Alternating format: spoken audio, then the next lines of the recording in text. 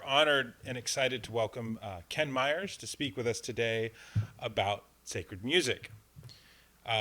Ken was raised in Greenbelt, Maryland, right down the street from St. Hugh's of Grenoble, and he graduated from the University of Maryland with a degree in communications and film theory. He did his first radio interview in 1972 when he was 19 years old, just a few years ago. Working in college radio, and I was really impressed when I discovered this, his first guest was Johnny Cash, which, yeah, I saw it. It's been downhill since then. After college, he worked for NPR as an editor. He later left NPR to complete his Master of Arts in Religion at Westminster Theological Seminary. And finding no institutions committed to the sort of cultural apologetics he thought were needed by the church, he accepted an offer to return to NPR to serve as arts and humanities editor for the then new program Morning Edition. Ken went on from there to found the now famous Mars Hill Audio Journal. He is therefore the founder of the podcast, but he didn't trademark it, so he didn't make any money off of it. If you do not subscribe or have never heard of the Mars Hill Audio Journal, the interviews, there's now over 30 years of beautiful interviews with many of the great intellectual, philosophical, theological, and literary personages over the past 30 years. So you see just a lot of wonderful names that maybe you've forgotten when you look over their archives. In addition to his work at Mars Hill Audio, Meyer serves now as the music director at All Saints Anglican Church in Ivy, Virginia. He is also the author of All God's Children and Blue Suede Shoes, Christians and Popular Culture. He lives in the rolling countryside of central Virginia, north of Charlottesville, with his wife, Kate. They have 2 grown children, Susanna and Jonathan, and most importantly, 4 grandchildren. Please join me in welcoming Ken Myers.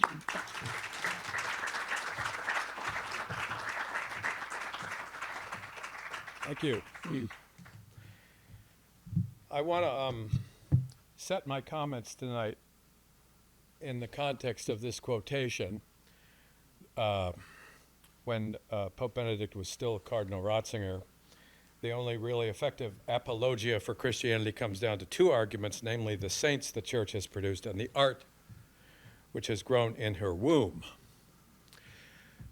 Surely the music that has been birthed in the Church, in monastic communities, in great cathedrals, in imperial chapels and humble chapels, is really the most accomplished, I think, of the Church's art. And yet, even well-educated Christians are often ignorant of the great repository of acoustic beauty that the Church has given to the world. In his 2007 book, Resounding or Resounding Truth, I'm not sure which it was meant to be, Wisdom in the World of Music, Protestant theologian Jeremy Begbie, who's also an accomplished musician, commented that even when Christians give serious attention to the arts, they often ignore music.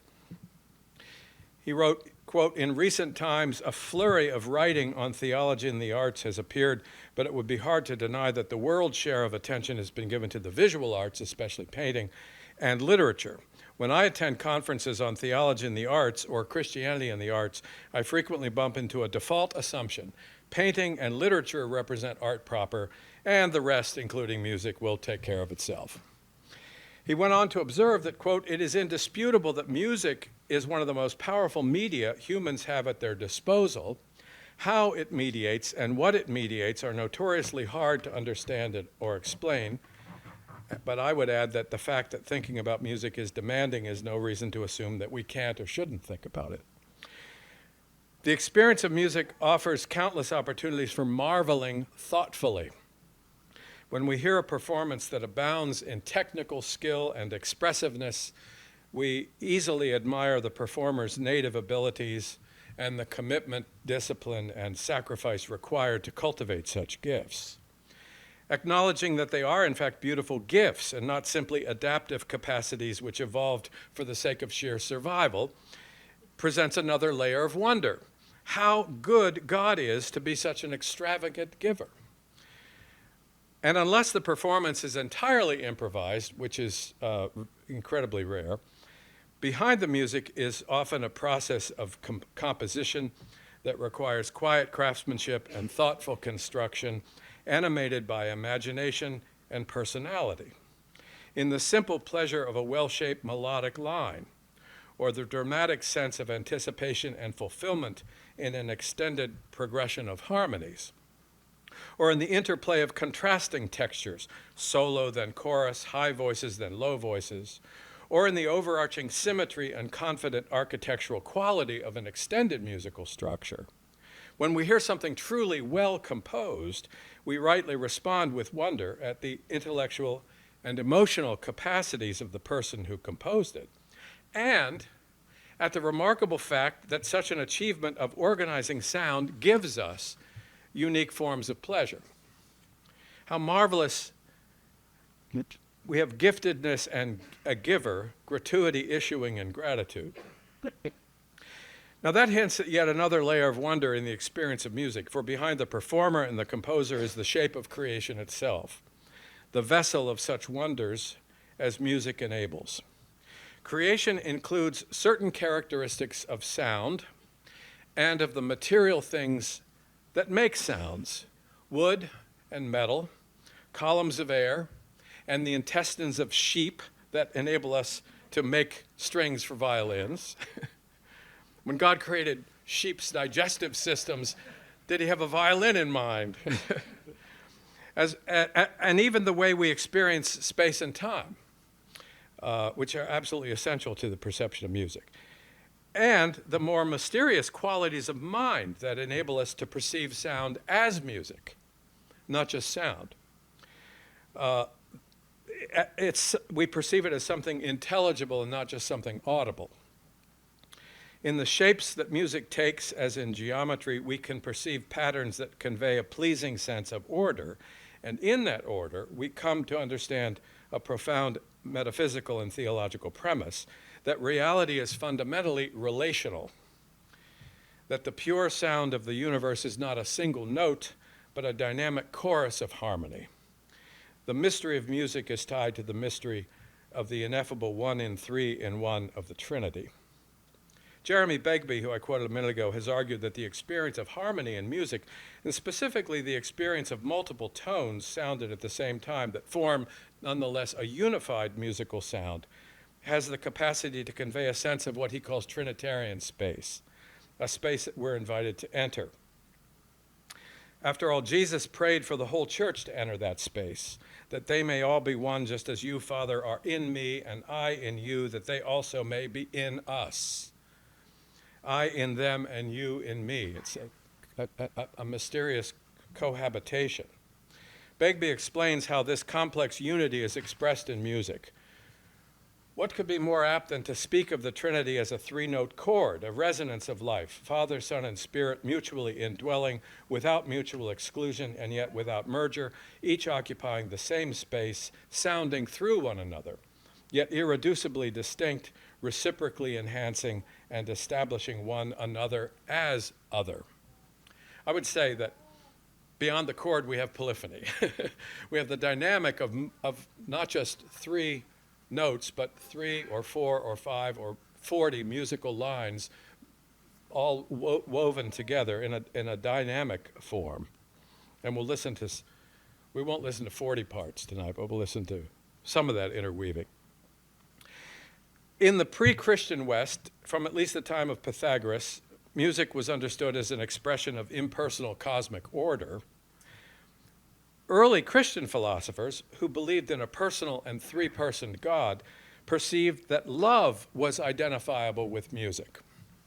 Leo Spitzer, in his Classical and Christian Ideas of World Harmony, notes that Augustine, in his use of the term ordo amoris, appropriates the motif of cosmic order, but in a Christian key. As David Bentley Hart comments, quote, such a change in emphasis was natural. For Christian dogma, all beauty and order belong eminently to the order of the Trinitarian relations, and so have no basis profounder than love. I often like to say that harmony, musical harmony, is love made audible. It's an analog of what love is. Now, the earliest Christian liturgical music was sung with a single vocal line, as in unison Gregorian chant, and the word harmony or harmonia was used to describe not sounds that were heard together, but the intervals the logic of the intervals that defined that musical line. Sometime in the 8th or 9th century, church musicians began to be what I think of as more Trinitarian in their forms of musical expression. We begin to see the emergence of polyphony, 2 or more melodies sounded together. And it's one of the most dramatic stylistic developments in the history of music.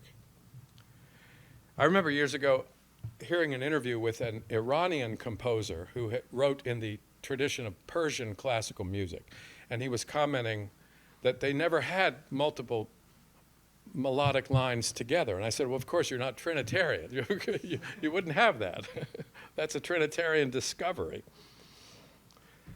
For centuries, church singers and their masters explored how such melodic interweaving might be accomplished without abandoning the primary commitment to the texts that were being conveyed by the singers. Some of these experiments were pedantic and scholarly. They were more successful at fulfilling the demands of music theory and mathematical abstractions than in conveying liturgical meaning beautifully. But by the time of the early Renaissance, and even really the late Middle Ages, the craft of liturgical polyphony had been developed to such a point that numerous 16th century composers are still regarded by today's musicians as masters from whom we must learn. Now, early in this process of experimentation, it was common to take a single melodic line, often taken from a chant associated with a specific liturgical text, and assign that melody to a single voice, while other voices sang complementary melodies above or below it. And early on, the term cantus firmus, the fixed song, was applied to the melody of the chant that provided kind of the spine of music. And for centuries, it was common to write entire mass settings based on the use of a cantus firmus that was taken from the chant melody. Now, mass settings were also taken from secular music and all sorts of sometimes arbitrary musical motifs, and we'll listen to one of those in a little while. But let me play an example, and this is the beginning of one of the most beautiful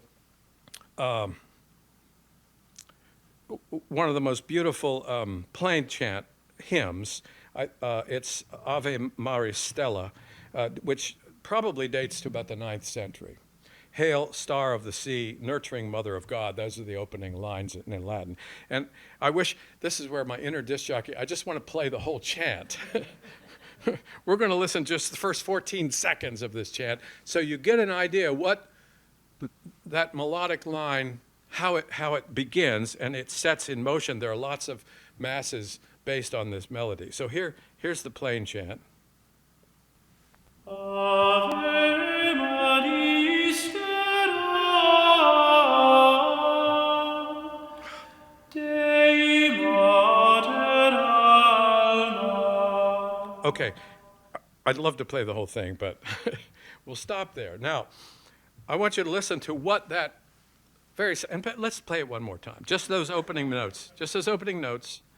Ave Maris Stella, Dei Mater Alma. Okay, it's a text referring to Mary as a star. And it starts with da da, ascending. It's ascending. It's da, it goes up. It ends up going up an octave, a full octave in like 5 notes. It's just calling us to look up. Okay, now listen to one of the greatest of early Renaissance composers, Josquin des Prez. He wrote a whole mass using that tune everywhere throughout the mass. And here's the opening of the Kyrie of that mass.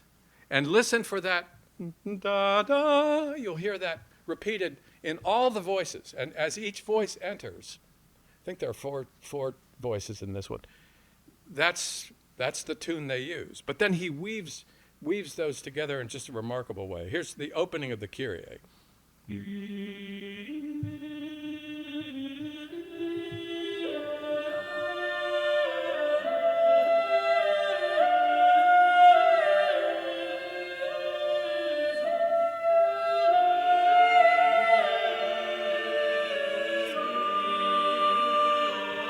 4 entrances.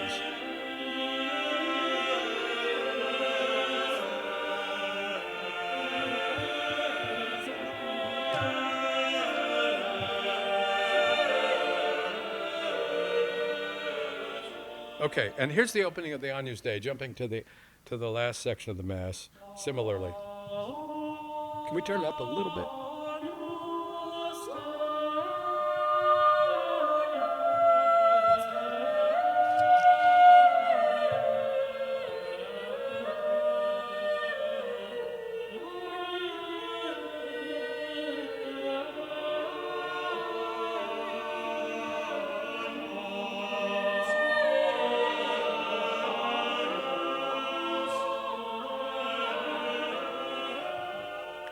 Okay. So I can't play the whole Mass, but you can go home and listen to it. That's just a fraction of a little snapshot of what Josquin is doing with this, what would have been, by that time, a 600-year-old melody that people had heard many times. And they knew that, oops, we don't want to do that yet. They would have known the text. They would have known that this is a Marian text. And so the Mass suddenly takes this Marian flavor because that melody had been so thoroughly associated with the text of the Ave Maristella. Very surprisingly, I was listening to a lecture recently by Peter Phillips, who's the conductor of the Tallis Scholars, and he also quotes Martin Luther, of all people. You don't think Luther was somebody who loved music like this, but he was a monk, and he grew up singing plain chant. And so one of the things he did was he didn't abandon all of the great plain chant. In fact, Josquin, who we just heard, was his favorite composer. And he wrote on several occasions about the glories of polyphony. This is from one of his table talk addresses. How strange and wonderful it is that one voice sings a simple, unpretentious tune, or tenor, as the musicians call it, a tenacious thing, the cantus firmus was sometimes called a tenor, while 3, 4, or 5 other voices are also singing. These voices play and sway in joyful exuberance around the tune, and with ever-varying art and tuneful sound, wondrously adorn and beautify it, and in a celestial roundelay meet in friendly caress and lovely embrace, so that anyone having a little understanding must be moved and greatly wonder and come to the conclusions there is nothing rarer in the whole world than a song adorned by so many voices. He talks about the friendly caress and lovely embrace, that's what's happening in the music. I was reminded as I was rereading this, Roger Scruton, who's written a lot about music, talks rather critical of a lot of contemporary popular music and also of popular contemporary dance. He says people no longer dance with each other, they dance at each other. But this is music that has this remarkable sense of intimacy, and again, I think he's right in picking up the fact that the voices are dancing around each other. The gifts of performers and composers are marvelous and occasions for gratitude, but we really mustn't neglect the mysteries available in the forms of musical expression wherein we experience the order of love and are invited to enter a divine dance. It's an 20th century English composer, Edmund Rubbra, who wrote a book on counterpoint. Let me actually read the quote first, then I'll talk about it. He asserts that the history of Western music is the history of the form-compelling power of counterpoint. So the logic of Western music is always counterpoint. Counterpoint describes music that features, again, more than one melodic line sounded simultaneously. The term comes from punctus contra punctum, point against point. And polyphony and counterpoint are kind of overlapping terms, one from Latin, one from Greek. But so punctus contra punctum, I think it's important to mention the againstness in counterpoint isn't a matter of stark or arbitrary opposition. We perceive beauty in the artful use of counterpoint because it reveals the ultimately harmonious relatedness at the heart of a creation.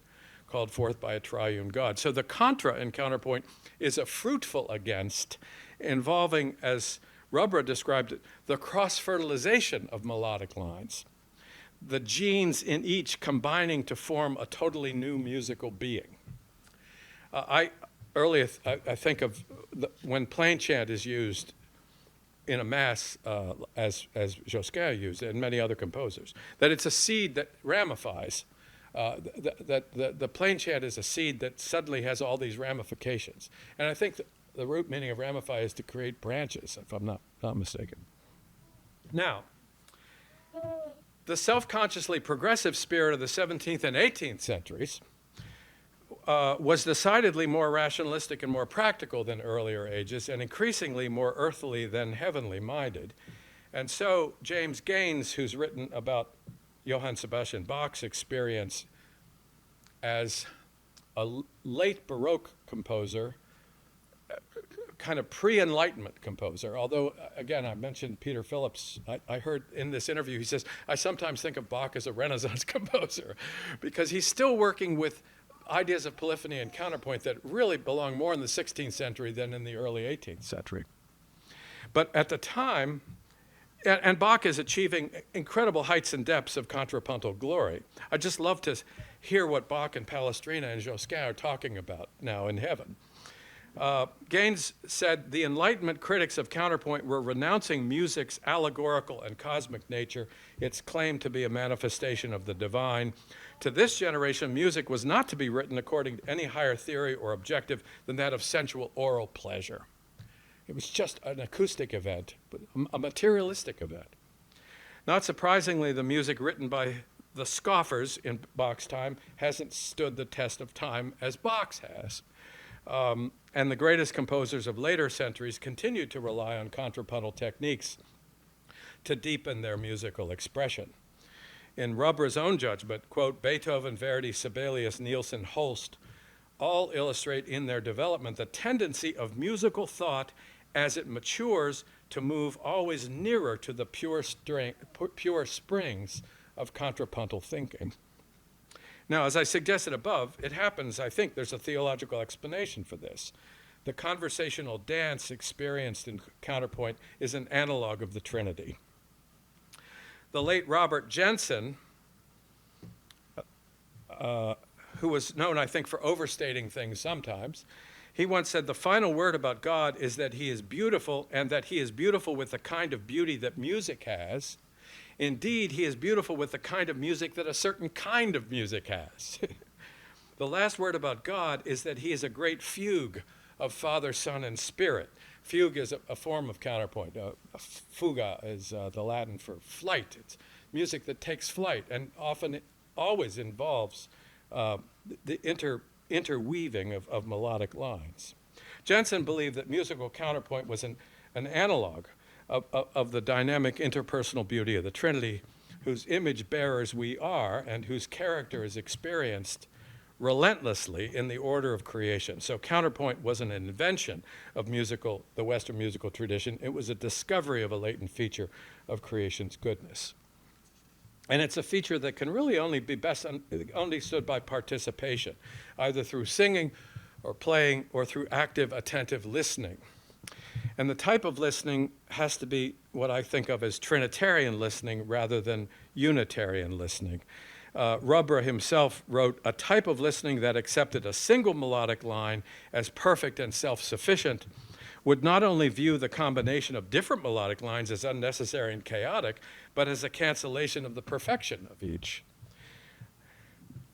Rubra, he's describing here, relying on a single melodic line, and often in a lot of contemporary pop music, there isn't even a melody, it's just a rhythmic beat that just, hammers out 3 or 4 notes every now and then. Rubra's describing what I think of as Unitarian listening. He says, in this case, listening would tend to separate out mentally the constituent threads of the musical tapestry instead of unifying these threads into an entity as perfect as that of a single line. In the oral tapestry woven in counterpoint, all of the voices are equal before one another. There's not one dominant melodic line which all of the meek backup singers serve as subservient. There's no Taylor Swift in counterpoint. Sorry.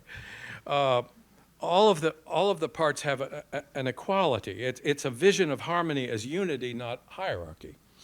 And I want to recommend a very accessible article by musicologist John Ahern titled Contrapuntal Order. It was published in the April 2020 issue of First Things. I've met John, and he's a wonderful guy. And he says at the end of the article, borrowing some phrases from Dorothy L. Sayers, he says, most music today is divided between autocratic virtuoso and meek accompanist. Because modern harmony is all we know, when we listen to contrapuntal music of Josquin or Bach, it's almost impossible for us not to hear it as a hierarchy.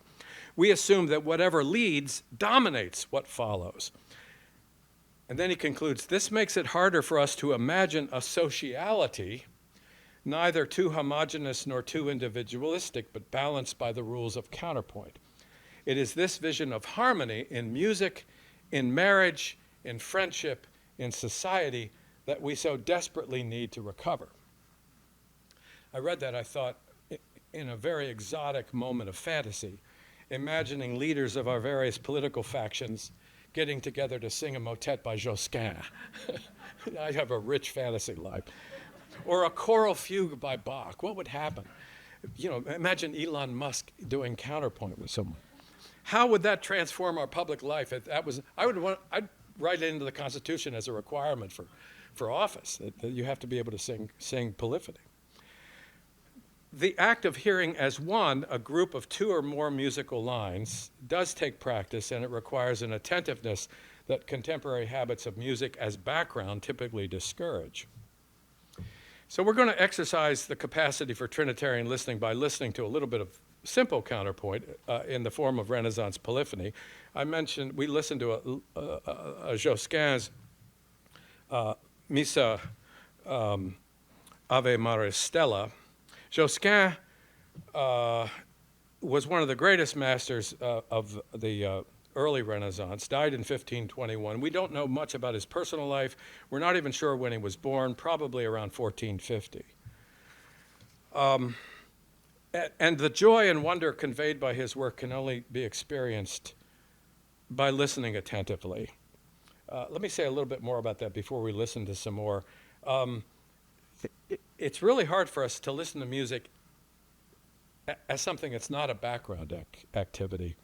Back in the 1950s, philosopher Suzanne Langer, who wrote a lot about art, warned of the losses suffered when people, quote, read or study with music, sometimes beautiful and powerful music, going on in the background. As they cultivate inattention or divided attention, music as such becomes more and more a psychological stimulant or sedative, which they enjoy even during conversation. In this way, they cultivate passive listening, which is the very contradiction of listening. I'll stop being a scold here for a minute. The habits of multitasking with music may be one reason why unvarying rhythmic pulses as a relentless beat and garish acoustic effects have more attraction for many listeners than more subtle melodic or harmonic elements. Rhythm is essential to music. After all, music is essentially a way of organizing time by organizing sound. But when rhythm is reduced to an all-pervasive beat, the possibilities to use rhythm for musical expression, for achieving distinctively musical form of beauty, are effectively lost. Now, Josquin, back to Josquin. His genius for organizing the experience of time through oral perception takes many different forms, and the simplest, and the one that's most common in Renaissance polyphony, is the ability to repeat a short sequence of notes with unpredictable and varying rhythms. I want to take as an example a mass he wrote it was published in 1502. It's Missa La Sol Fa Re Mi. 5 notes from the scale, La Sol Fa Re Mi, which is the 6th, 5th, 4th, 2nd, and 3rd notes of the scale. Da, da, da, da, da, roughly. People say, it's called Missa La, what is that? The story is, the story that's usually told is that there's an Italian phrase, lascia fare mi. My Italian's horrible. Leave it to me, or possibly, let me do it. And apparently there was some aristocrat who was very fond of using that phrase to dismiss people who wanted to help him do something properly. And Josquin, who had a wicked sense of humor, wrote an entire mass taking those 5 syllables and just weaving them through the entire mass, maybe to remind everyone hearing the mass of the pride of this person in question. Okay, so that 5-note sequence is repeated literally hundreds of times in the Mass. And so we're gonna actually, this is the beginning of the Sanctus. And before I play singers singing it, you'll see da, da, da, da, da, da, da, da, da, da. And down here, da, da, it's an octave lower, da, da, da, da. And it shows up throughout. We'll listen to about 30 seconds of the Sanctus and just listen to that for that phrase.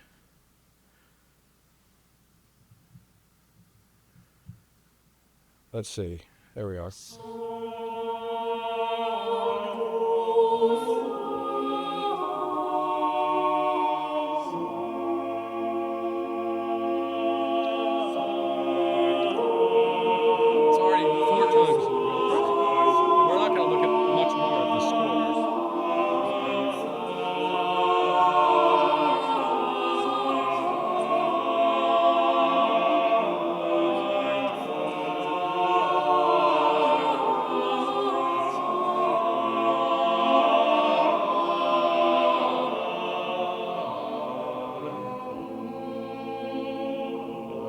Okay, now that's the Sanctus. The Agnus Dei, it was very common for Renaissance composers. Agnus Dei is in three sections. Miserere nobis, dona nobis pacem. And it was very common for Renaissance composers to reduce the number of singers in this, what's often called Agnus Dei 2. Oops. Not yet. And then expand the number of singers in Agnus Dei 3. And Josquin was brilliant at writing music for just 2 voices when he's worked with 5 or 6 voices, and then suddenly there are only 2 voices. I chose this partly because I've actually sung this duet. Our choir has sung this Agnus Dei. And so the remarkable thing is it's the tenor line, da da da da da da da da da da. But notice the rhythm is different each time. He sets it, I think there are like 17 times where that melody shows up. And that's all, those are the only 5 notes the tenor sings for the whole Agnus Dei. But each time it has a different rhythmic construction. And meanwhile, the soprano's just kind of riffing like Ella Fitzgerald or something up above. Let's listen to the beginning of the Agnus Dei. It's just an astonishing accomplishment.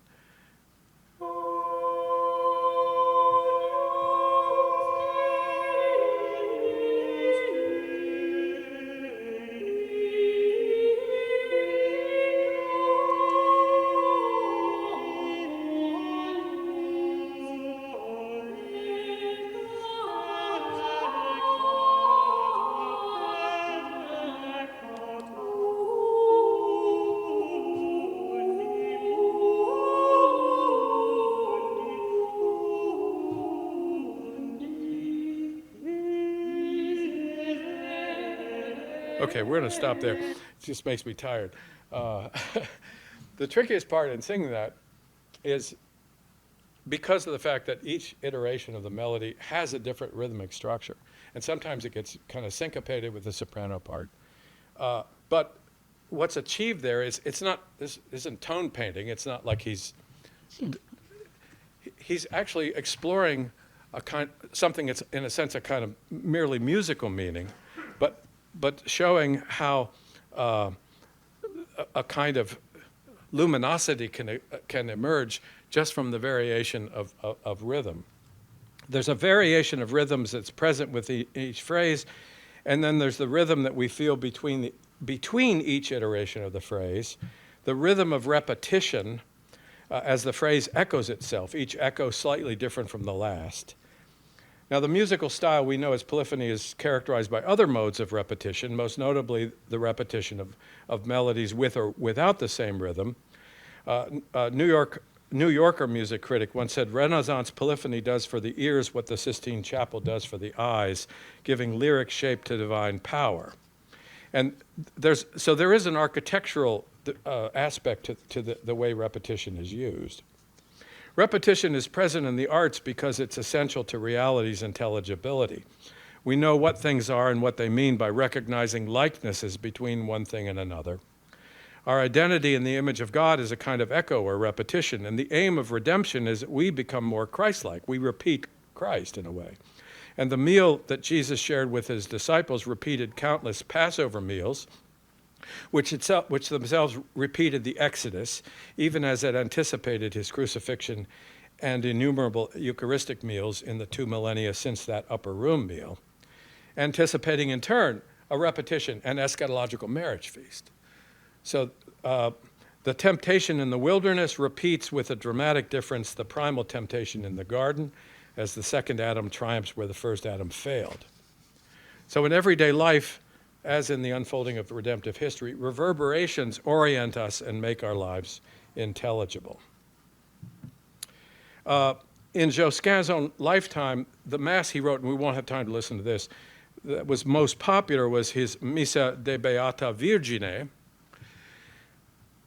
It was the most performed setting of the Mass, and rather than achieving its unity through the use of the same musical theme in all the sections of the Mass, Josquin presented short passages lifted from a varied collection of chants, all of which were Marian chants. They were all associated with the Virgin Mary, and they were familiar to worshipers and singers, so that meant that you're hearing a medley, you're hearing the words of the ordinary of the Mass, but you're also evocatively experiencing an allusion, a musical allusion to all of these Marian hymns. So what's repeated are melodic reminders of texts which honor the Virgin, while the texts being sung are those of the Gloria and the Credo, the Sanctus. And in that way, Josquin's work was unified by the Church's own liturgical memory, which is another way in repetition, beautifully rendered, realizes meaning. I want to share just a few short passages from a composer from near the end of the Renaissance, and that's probably the best known Renaissance composer, Palestrina, whose 500th birthday may be being celebrated this year. When his dates are given, they're always 1525 question mark. So I don't know how you have a question mark celebration. It's like, and I mentioned a personal anecdote. When my son was 7 or 8, he was plagued with various fears at bedtime which kept him from falling asleep. He never explained what those fears were, but in an effort to provide him some form of comfort, since I was an audio producer, I gave him a cassette player to put on his bedside table and made him a mixtape. And on the mixtape, all it said was Palestrina.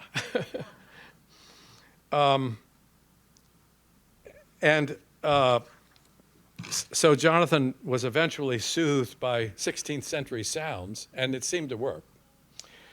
Not all of Palestrina's music would be suitable for bedtime listening. He wrote 500 choral works, at least 104 settings of the Mass, 250 motets, many of them offertories from the propers for each feast day and Sunday.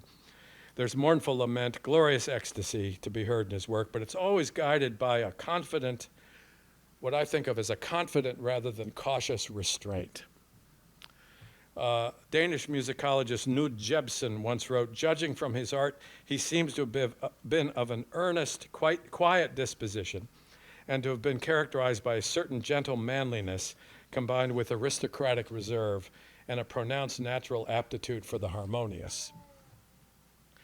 Now, whether or not we can extrapolate from the music to the man, his imagination and craftsmanship generated a body of work that's consistently described with nouns such as, and I started making a list of these, balance, proportion, order, clarity, serenity, elegance, refinement, and adjectives such as luminous, pure, even seraphic shows up as people are trying to describe what's going on in his music.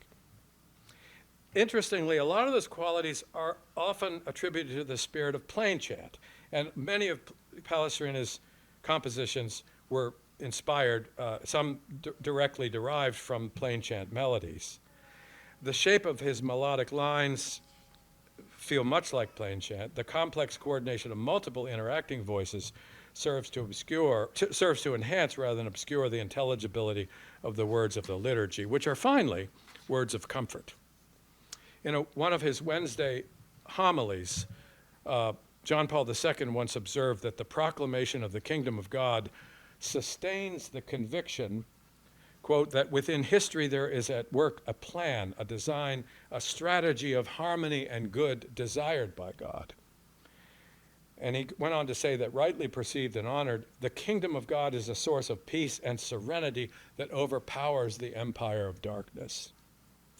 Palestrina's masses and motets are clear evidence that the peace of God and his rule can be understood through the experience of sensory form. Now, I can't remember which pieces I put on that mixtape, and I doubt that my son still has it. But I'm almost certain that one of the pieces was Palestrina's Missa Brevis, which is probably one of his more not the most famous, but one of his well-known works. I should say that I've known that piece since I was in my teens.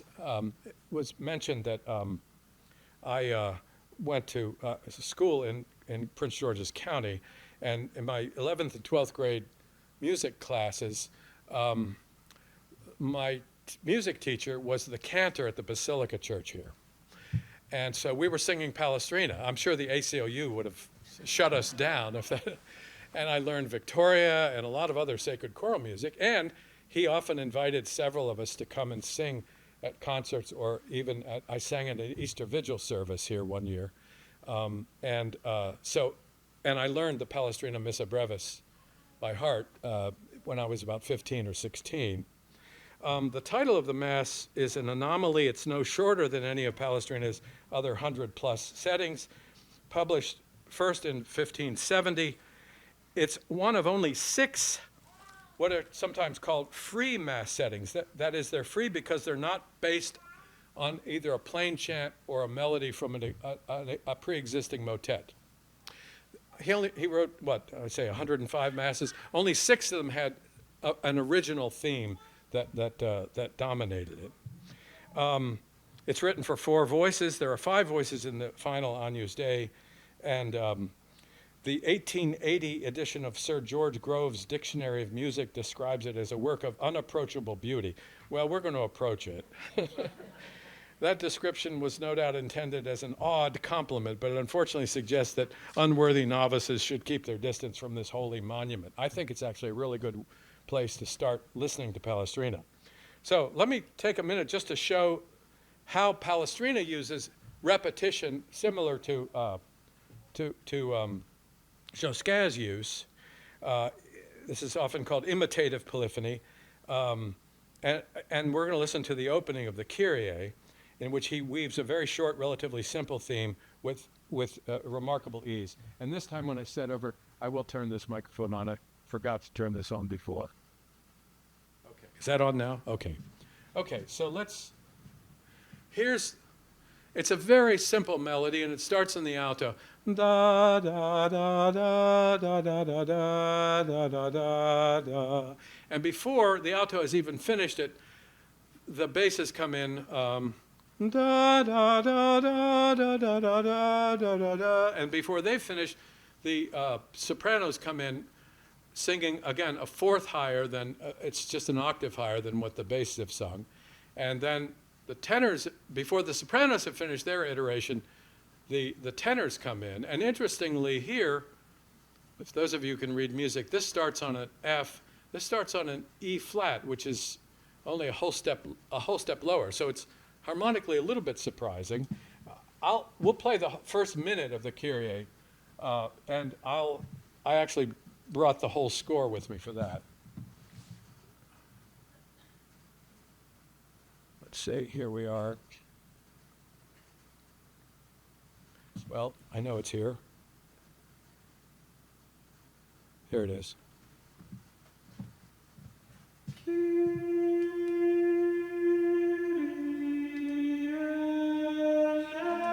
coming in here? Sopranos. And tenors.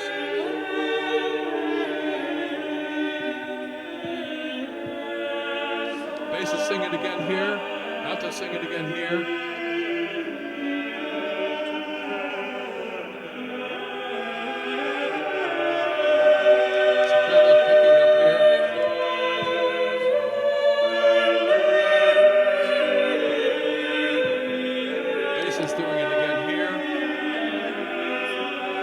Shortened form over here.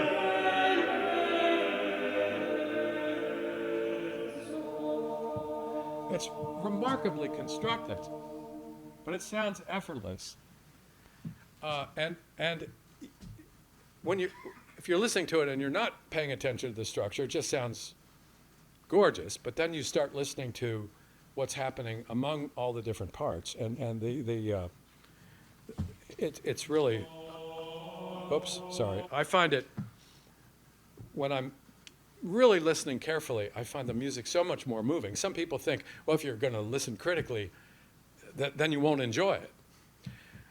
Actually, it's when I listen, there was one piece of music by Josquin I'd heard numerous times, and I actually sat down with a score, a 17-page score, and followed it all the way through, and I was weeping by the time it was over, because I could see all the things he was doing that I hadn't heard. I've heard it said that the human ear and brain can only discern 3 voices at a time. Even if there's 5 or 6 or 7, you may be hearing all of them, but it's really hard to follow more than 3 voices at a time. So that's why it helps learning to read music, so you can learn better what kinds of things to listen for. I want to reference Josef Pieper, a 1952 address that he wrote called Thoughts About Music. He explored how the meaning that was implicit in music communicates with us. He said, thus has the nature of music variously been understood in the Western philosophical tradition as nonverbal articulation of weal and woe, as wordless expression of man's intrinsic dynamism of self-realization, a process understood as man's journey toward ethical personhood, as the manifestation of man's will in all its aspects, as love. What is stated here in so many words simply amounts to this: music articulates the inner dynamism of man's existential self, which is music's prime matter. But I would add, it was always understood within the tradition that not all forms of music take us on the same journey, not all musical expressions nourish the same inner dynamism. And Pieper actually comments on this. 1,000 different musical expressions of that inner dynamism can appear, and since the inner growth into ethical personhood is not determined by any unchangeable law of nature, but is a process shaped and threatened by countless dangers and interferences, 1,000 different expressions of pretense, error, and confusion can also appear. Thus, the musical articulation may include a shallow contentment with the facile availability of the cheapest goods, in quotes, the rejection of any ordered structure, the despairing denial that man's existential becoming has a goal at all, or that such a goal could be reached. There can be, as in Thomas Mann's Dr. Faustus, the music of nihilism, which lives on parody and comes about through the devil's help and hellish fire under the cauldron. I think that's a quote from Mann. Pieper has a lot more to say in that essay. It's available in his little book that Ignatius published called Only the Lover Sings. And when Pieper voiced these ideas in 1952, neither he nor those who heard him thought that these reflections were just his opinion. The reality of music's communicative and formative power was explicitly recognized, and its consequences discussed by philosophers and theologians from at least the time of Plato until the 19th century. And it's a great mystery to me. So many Christians who are happy to be recognized as conservative and traditional would neglect or even reject the traditional understanding of what music is and does. In closing, let me share a few provocative sentences from the polymath George Steiner from his book Real Presences. And the first of these echoes Pieper's own observations. And he's calling attention to the fact that music is deeply metaphysical, and he doesn't say this. I mean, you could read what he's saying, reaching deepest into the lit night of the psyche in purely psychological terms, but the fact that he's prefaced it by saying metaphysical, I think it's something other than that. There's something, some real communication happening, but it's also the most carnal. That is, it's deeply physical. So it's both intellectual and physical. And Steiner's book, if you're not familiar with it, it's a defiant assertion of the reality of meaning in the cosmos. And music is his most important evidence. The fact that music is meaningful is his.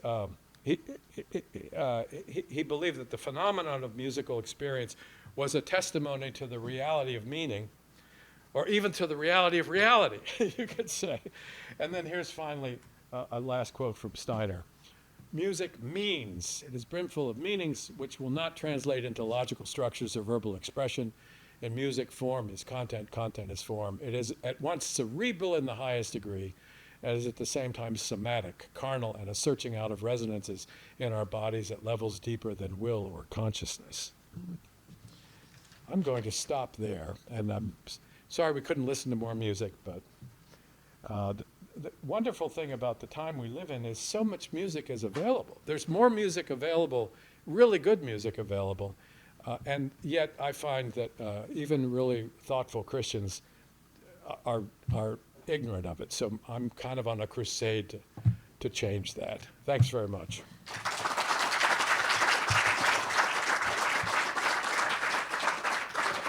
Yeah, I could say White.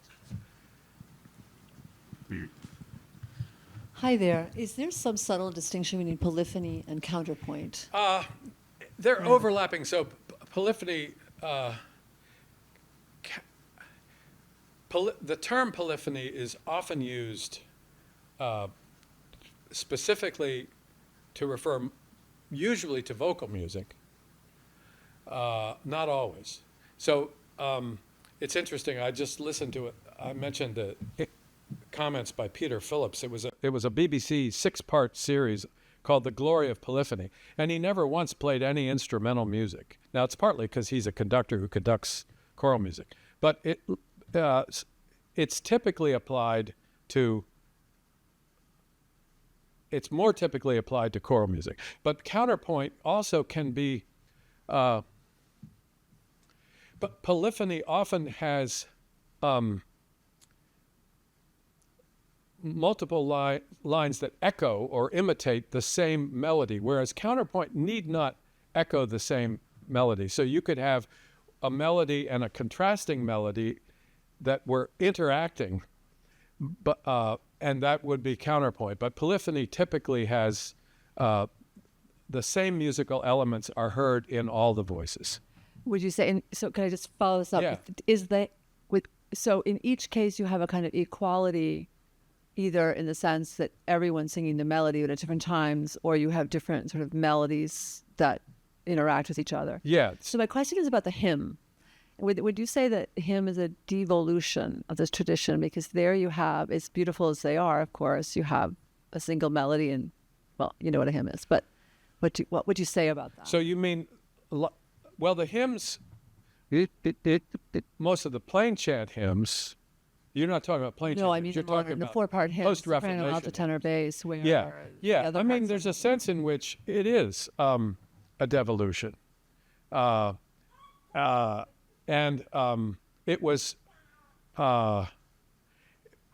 Luther's an interesting figure because he kind of invents the 4-part hymn, and yet he's also a promoter of polyphony. In fact, most of the chorale melodies that he composed, well, a lot of the chorale melodies he wrote, Nun komm der Heiden Heiland comes to mind, which is Savior of the Nations Come, an Advent hymn, which he adapted from Veni Redemptor Gentium, which was a plain chant hymn. He basically took a plain chant melody, Germanified it so that it could be sung with a kind of what's called monody, where there's a melody line with accompanying harmony. Actually, that article by John Ahern is really good to read because he's commenting on that history where the idea of harmony moves away from this harmonious egalitarian interweaving to what he calls a hierarchical view, where there's a melodic line that's just accompanied in a way. And he thinks it is, he doesn't say devolution, but he thinks it's an unfortunate development that loses. Now, interestingly, in the 20th century in particular, a lot of composers, not all composers lost sight of that, of what could be done. And Arvo Pärt is one of the most brilliant examples of recovering kind of the spirit of a pre-modern. What I often think of the Enlightenment is kind of a turning point. And I mentioned James Gaines. He wrote a book called Evening in the Palace. What was it? I'm blanking on the title. Someone else know it. It's a chronicle of an event where Frederick the Great invited Bach to dinner about 3 years before Bach died, and invited him to play a fugue. And it's an interesting historical event. I'm amazed. I don't think it's ever been converted into a film, but at the time, when Bach died, he was not celebrated as a composer at all, because by that time, counterpoint was considered passé. It didn't fit the Enlightenment model of clarity and a kind of pleasure. It was just considered too arcane and too intricate. So when he died, he was honored as an organist, because people knew he had this great chops for playing the organ, but not as a composer. And it's not until Mendelssohn rediscovers Bach, and then other composers honored him. But so it never disappears entirely, and that's part of Rubber's point that there's a recognition of the necessary relationality that is capable of being expressed in music, that never goes away entirely. But I do think the 16th century is kind of the high watermark of it. I thought of dedicating this to your dad, by the way, because his Ordering Love book particularly. I don't know if he talks about music in that book, but yes. I so appreciated this talk. I heard a lot of Polyphony, but I have trouble getting any purchase on it. Yeah. And so I just wanted to ask you to explain one other thing I've struggled with Polyphony. When the voices keep entering and then looping, I never know as a listener why they, simplify and exit when they do. And I appreciated your close reading of the Kyrie, and I wondered if you could explain why does it come to an end when it does? Whenever I listen, I never have any idea when it will stop. Yeah, well, so,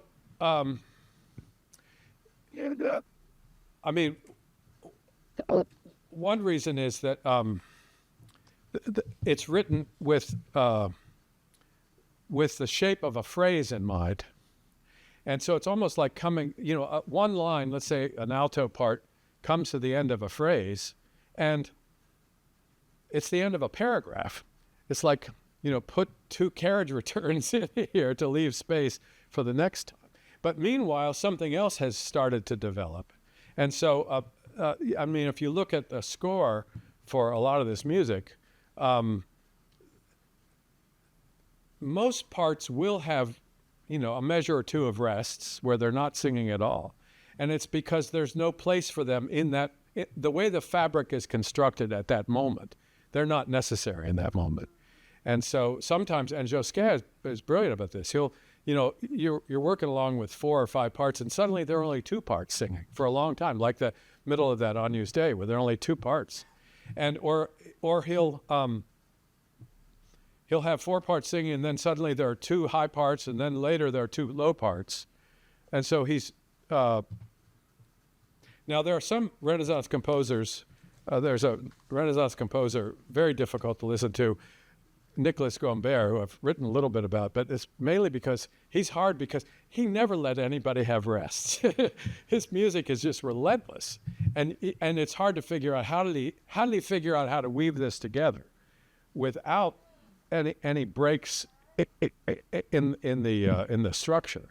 But yeah, so most of the time it's and you have to kind of follow. You say, okay, well, we're gonna follow these three parts as they're doing their thing, and then they may be joined later, but then the three other parts are going to do their thing. So is that really helpful? I mean, it's usually the end of a phrase. Because it feels like when someone gets it and then someone something against it, Right. it feels like they could keep doing that threat. They could, yeah. Yeah. Oh, okay. They could keep doing that forever. Yeah. And there are some kind of experiments where a composer would write a piece that is supposed to be repeated, and you go back, and it doesn't really have an ending, so of course the other thing is they're working with the text. They're always working with the text, and you have to figure out, okay, we've come up to the point of the Agnus Dei where we have to say miserere nobis. And so there's a natural place, and when my choir sings, we're always looking for the punctuation in the text too. Where are there commas? And the best composers they're phrasing the musical phrase in light of the textual phrase, and because the text ends at some point, there is an amen we're going to get to, so the music has to end too. Thank you for your talk. I was wondering, one of the conflicts and controversies that Polyphony caused is that it distracted the listener from the words of the text, right, so to speak, the beauty of the music itself. How might observations about like Steiner's, that in music content is form and form is content, how might a sense of the beauty of music recapture it as a source of meaning as opposed to distraction? Yeah. So the Reformation and Counter-Reformation, in the middle of the 16th century, there's a great concern about how practitioners of polyphony have kind of gone overboard, so that the text, the priority of the text is getting lost. And Luther was brilliant about this. He wanted to make sure people heard the words. Now, he was more torn, I think, than that, because actually what he did in his instance, he would have these chorale melodies, some of which were based on Gregorian chant. And the way they were actually sung in congregational singing, the congregation would sing in unison a line, like "A mighty fortress is our God," and sing the first verse. And then a choir, and Luther was very big on trained choirs, would sing the second verse in polyphony, Renaissance polyphony, essentially. But what the congregation was then hearing was what I like to think of as the ramifications of the melody. Luther wanted that melody to be associated with that text, but he also wanted the melody, he wanted the text to dwell in them richly, as it were, so that and that's what a lot of the Lutheran organists would do. They'd play chorale preludes where they'd take a melody and just experiment and riff on the melody, so that the melody then becomes, like I said, it becomes a thoroughly ramified thing. As long as the melody is understood to be tied to a specific text, as was the case in a lot of the medieval hymns that are later developed by Renaissance composers, and is the case in all of the Lutheran chorales. A lot of people don't realize most of Bach's cantatas were written for specific Sundays in the church year, which meant there was a specific gospel and epistle reading for that Sunday. And it's the same lectionary that Palestrina followed, interestingly. Well, actually, I think it was the same lectionary. But there was also a hymn, a hymn that was tied to, it was the proper for that Sunday, that was tied to, the text was tied to the theology that was being preached in the gospel and epistle readings. So most of Bach's cantatas knew the hymn that was scheduled for that Sunday, and he would basically write a 6-movement, work, because he knew people were expecting to hear that hymn. So the beauty, I would say that the beauty that was associated was a kind of an ornamentation, you could say, of content that was there. The problem I think that we have in modern churches is that people expect music, and this is tied to our experience of media. Todd Gitlin wrote a book years ago called Media Unlimited. He said one of the effects of media, electronic media in our lives, is it's changed our emotional expectations. We want emotions that are quick, intense, and disposable. And then we want to go on to the next emotion. And a lot of music has followed, a lot of people's experience with music has followed that. And that's, if you listen to most popular radio, there's rarely a time when the disc jockey is going to say, let's have some silence after having heard that. Pieper has some interesting things to say about music and silence also. So we're not used to the kind of attentive listening, so we don't really hear the beauty. We hear what we might hear what's a kind of superficial stimulation of some kind, but the beauty itself is often missed. I don't know if that really answers your question.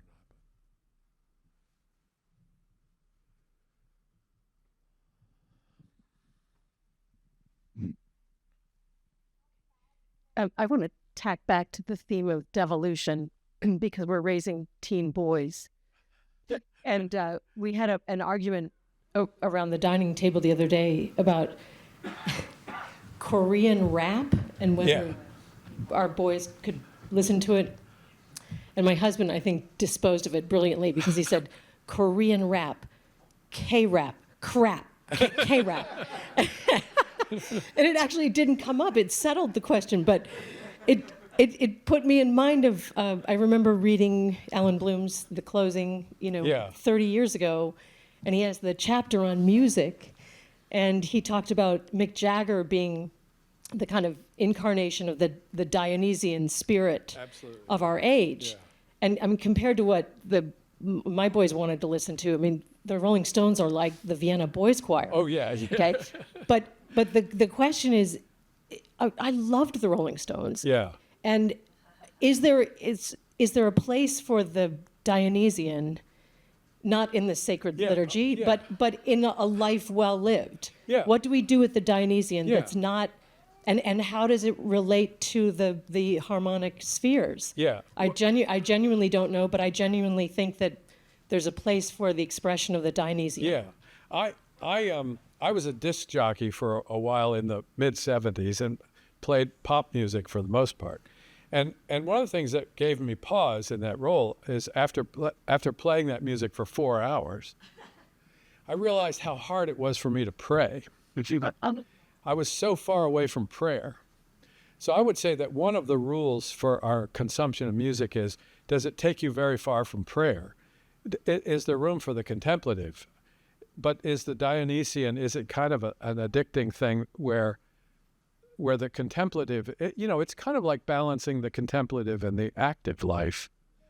I mean, you could say there's probably something similar that, so you want to actually leave enough room. But when I was a kid, I listened to a lot of jazz as a young person, and then a lot of, and jazz can get pretty Dionysian. But jazz, unlike a lot of pop music, and I think particularly, I think Lennon and McCartney wrote some amazing melodic things. Norwegian Wood, for instance. There is nothing like Norwegian Wood today. Or even the way they get a French feel in Michel.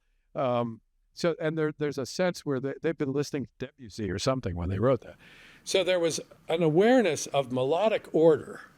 And one of the things that I've been concerned about with regard to the rise of hip hop and rap is the loss of melody and the loss of harmony. And so when rhythm becomes dominant at the expense of, rather than rhythm serving melodic and harmonic order,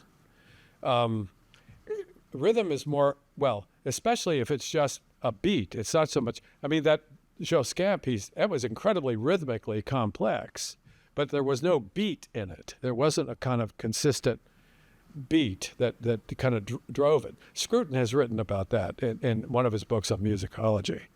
So I'd say that, yeah, there's a place for that, but it has to be measured. And again, I would say that when the Dionysian is experienced, when it means surrendering melodic and harmonic order, you can have melodic and harmonic order and still intense. The other thing, I was so weird as a high school student. Of course, I was singing Palestrina and Bach, but I was also listening to really good, in the 70s or 60s and 70s, there was I think this is still a thing, there were some jazz, big band jazz. It wasn't 40s and 50s big band. It was, I don't know, fusion big band or something. Pretty intense, but always had a kind of harmonic logic and melodic order that didn't get lost in the intensity of the dynamism of it. So I would say that's one rule I'd try to keep in place. Please help one. Ben.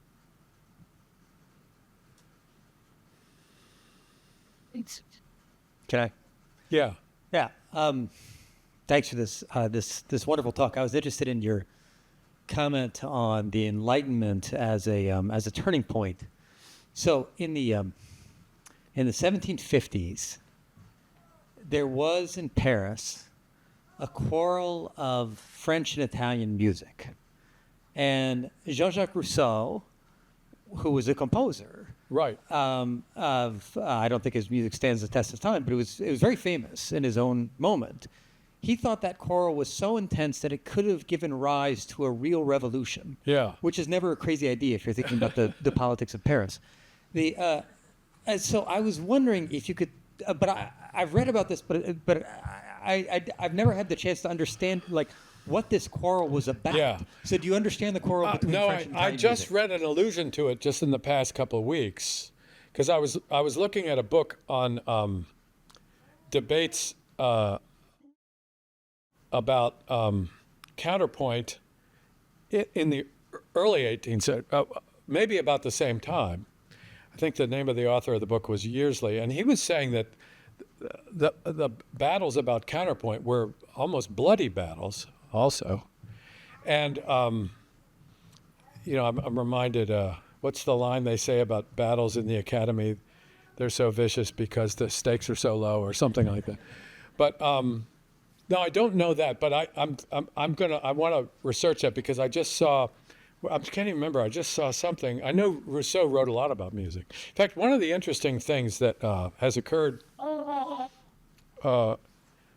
the philosophers until the 20th century, and there are a few exceptions to this, but until the 20th century, philosophers were very intensely concerned about music. But in the 20th century, it just disappears from. I had dinner once with a philosopher, and he had written a lot about practices and embodied ritual actions. And I said, well, why don't you ever talk about music? And he said, well, I don't know much about music. I said, that's really strange for you to say. I said, as a philosopher, you know that's incredibly weird to not know anything about music. And he got very defensive. He said, I came from a working class family. I said, I'm not impugning your family, I'm impugning your whole discipline here. This is, and and I actually tried to invite him to a colloquium with some music people, and he declined. But But I need to understand. But I've read allusions to that. Yeah. A question and then a comment in the spirit of harmony. So the question is, how was tempo established for early Renaissance music? How was tempo established? I mean, how do you know the true length of what would be for us a whole note or a quarter note? Well, I mean, there are variant readings of that, and that is, you'll hear different performances. So one piece that my choir has sung, well, in fact, I was going to play one of Palestrina's most famous motets, Sicut Cervus, which is usually sung pretty slowly, but I've heard performances of it that are much brisker. And, you know, it's unfortunately, there's some documentary evidence that every now and then you'll get some sense of what happened. But there isn't really they didn't put metronome markings. And there's also debates about plain chant, whether plain chant should be chanted with the same, in a regular tempo, so that each note has the same tempo.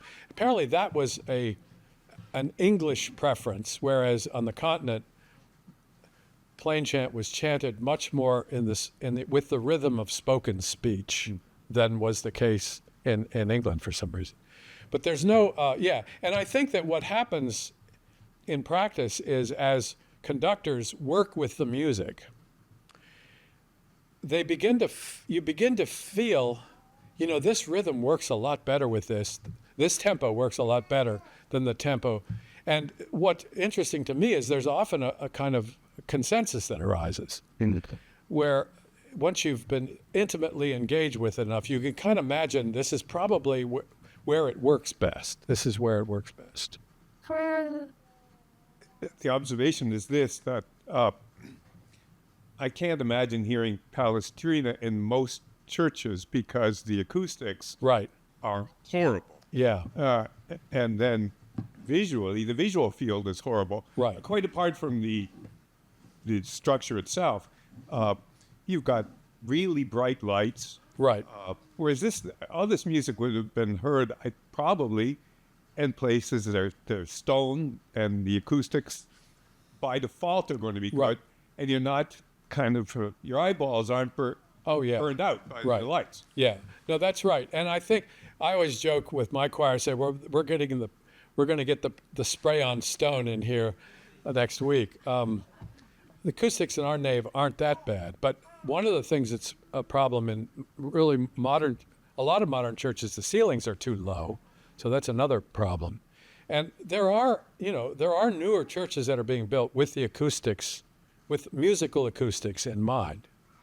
But yeah, you're right that it often doesn't work. It works, or it works. It can work differently. We don't have the best acoustics for it, although. I mentioned Peter Phillips, the Tallis Scholars, who's probably the most celebrated promoter of Renaissance polyphony for 40 years. He wants the music to be heard in different acoustic settings. He says people always assume it needs to be in some space with like a 5-second reverb and has this really rich. But he said he was very eager to perform it in modern concert halls, which are also not typically the sound of a cathedral. And he wants it to be, and it actually can work in that setting if the choir is really well tuned. That's the key. So a lot of amateur choirs and even some professional choirs who are used to singing 19th century repertoire, they don't have the precise tuning that's necessary.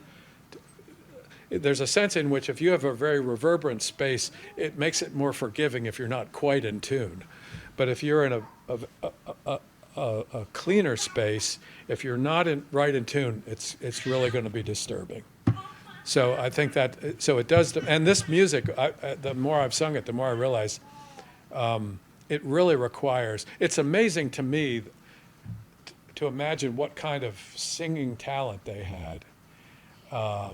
It was real, for it to work, it has to be tuned so carefully. So this is kind of a more speculative sort of Yeah. question. So you can just shrug your shoulders if you don't want. But I was wondering, listening to the music, I think we've all had the experience of music being the form of art that is the most moving. It can be really quite an extraordinary experience that we don't have with other arts. And it's interesting, why would that be the case? The speculative, the classical philosophical tradition from the Greeks placed it's sight that's the highest of the senses, and then sound, hearing, and given something like that, you would expect maybe that a visual art would be the most moving. But what is it about hearing and about maybe the time? Yeah. I've got some thoughts, but I would be very well, I've interested thought to a hear lot yours. about it too. Well, I've thought about it in terms of why is it that people who claim that all musical preferences are essentially relative, but when you challenge the things they like, they get really mad. If it's also relative, why are you so opposed to changing your preferences? And I think that the kind of engagement, I think it's partly well, I've heard, well, this is kind of glib, but we don't have ear lids, first of all, so we're always listening. And we can't direct our hearing the way we direct our sight. So you can look at that, a painting over here or a painting over there, and then stop looking at it. But if you're exposed to music, it's really, you cannot stop listening to it. You have to move away. So that's an interesting attribute of it. But I think a lot of it has to do with the fact that that when you hear music or sing music, your whole body is vibrating. In fact, I was talking about how we were talking about the intimacy of singing together. He said, well, when we sing together, we make each other's bodies vibrate. And that's happening. And so there's an intimacy in the experience because of the fact that it is, in a sense, a full body experience. Now, interestingly, if you go to, if you buy $400 woofers for your car, so your whole body vibrates, and so does the next car, and the neighbor's house vibrating. But the problem is it's vibrating with this subsonic, it's not a note you can sing. So the vibration is merely somatic and not intellectual. Whereas when you're singing polyphony or singing a good melody, there's a kind of sequence of intelligibility that's experienced in your whole body. I think that's part of it. And so I think that's, it's interesting that the angels are described as choirs, not muralists. And the metaphor of a kind of an eternal song, I think there is something in the nature of the experience that does convey, well, and again, there's a kind of mutual indwelling or participation. I didn't use the word perichoresis yet, but that's kind of what's happening. So that not only are our bodies vibrating when we sing together, but there's a mutual participation in the same thing. That's not when you and I look at a painting together, that's so much abstracted from what happens when we're singing together. And so it has to be more, it's more existential. I'm sure phenomenologists somewhere have written about this. But it is, it's unfortunate that, again, most experience, you know, in most experience of modern music has just regarded it as pleasant sound. It's just an acoustic event, even though that's not, in fact, how people experience it. People experience it deeper than that, but they're not asked to be self-conscious about the nature of that experience. So I don't know if it's still very speculative, but thank you all very much.